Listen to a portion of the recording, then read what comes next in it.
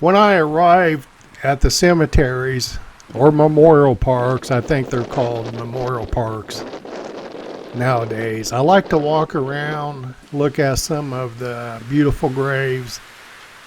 I like to look at the love that family members show by decorating the grave sites with pictures and mementos and such. It's very peaceful. It's enjoyable to me.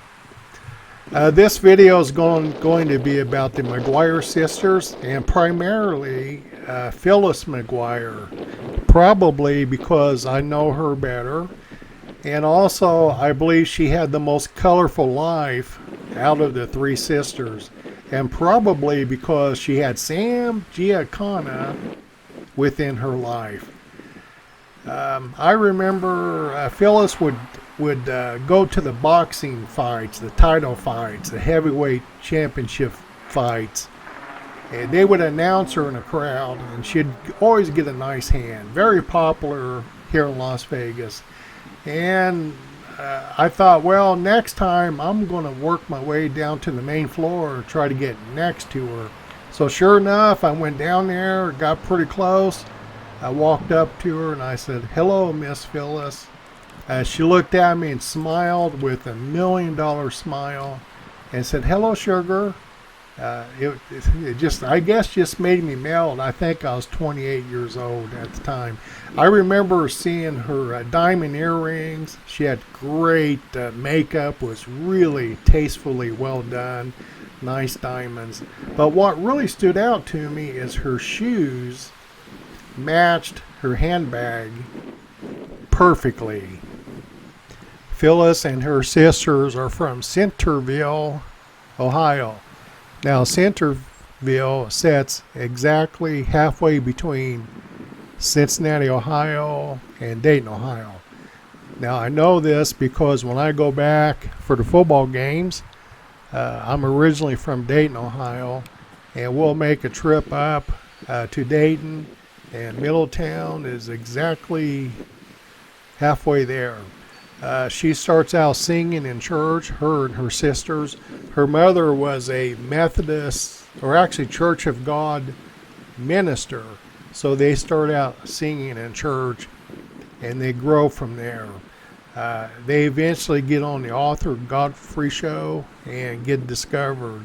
Have strong careers, made lots of money, had a couple of #1 hits that sold millions of records. So things are going very well for them. The sisters are making lots of money, but there was a concern. There you go. Red wine, licorice, and Diet Coke. The snack of champions. But there was an issue. In fact, it hurt Phyllis's and her sister's career somewhat when it was rumored that she was having an affair with Sam Giancana, who had mob connections. He would later get shot. I think it was 1975. He ends up getting shot in the back of the head. Phyllis does finally admit that she was in love with him. She also said she was in love with Sam before she knew he was a mobster or had mob connections. So anyway, about 1968, finally, the sisters decided to retire. And then Phyllis kind of went out on her own, did some recordings, released some albums on her own, and did very well with those too. Before they broke up in the late 60s, well, 1968, but they did the television circuit. I think they did the Dean Martin show, Ed Sullivan, of course, Red Skelton, Danny Kaye show, Merton Burl, any variety show they would do. If you're into this kind of music, you can go to YouTube, and the way they harmonize as sisters it's almost like a computer design and meshed their voices together. It's really something. Very talented. They would dress identical. Their gestures, hand movements, body movements was perfect. Well done. Really nice. Professionally done. Then after the breakup, I think they get back together and they do a White House performance for Richard Nixon, President Ford, Ronald Reagan, George Bush. This would be George Bush 41. They would do White House performances. Also, I think they went to England and did some performances for Queen Elizabeth. Christine McGuire, she was pretty good at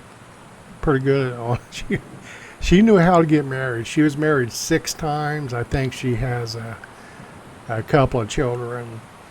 Phyllis, I think she was married once back in the 50s, but no children. Christine has a grandson that was killed in the Iraq War. I think that was back in 2003. We're starting to get pretty close now. As far as their legacy, the sisters made it into the National Broadcasters Hall of Fame, Hit Parade Hall of Fame. Also, they made a vocal group Hall of Fame.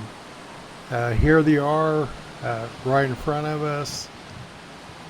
2 of the sisters are interned right here, and then the third sister is down in Phoenix area, Arizona.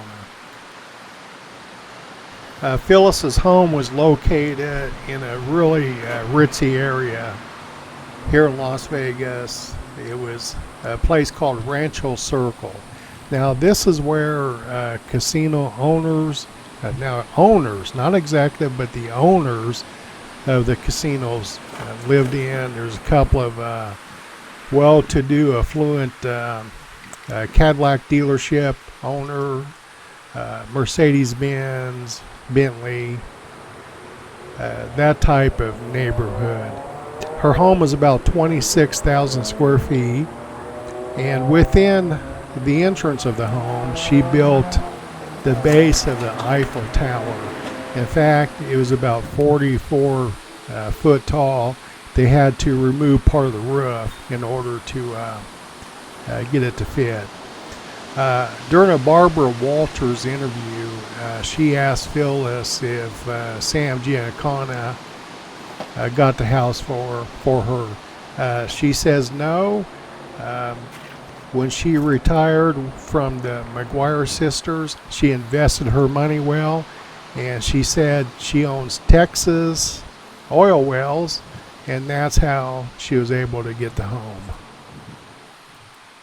On September the 7th, 2012, Dorothy McGuire, she was living down in Arizona at the time, and I think she died in her son's house. He lived at Paradise Valley, Arizona, and she had Parkinson's and also had dementia. She was 84 years old. Christine McGuire, she dies right here in Las Vegas, December 28th, 2018. She was 92 years old, and I never did hear what caused her death. I don't think they ever publicly said.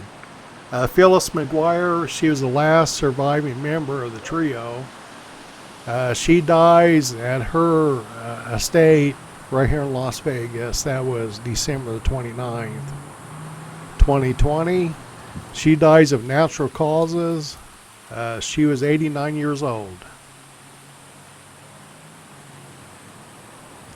We all need to be remembered. Thanks for watching this video.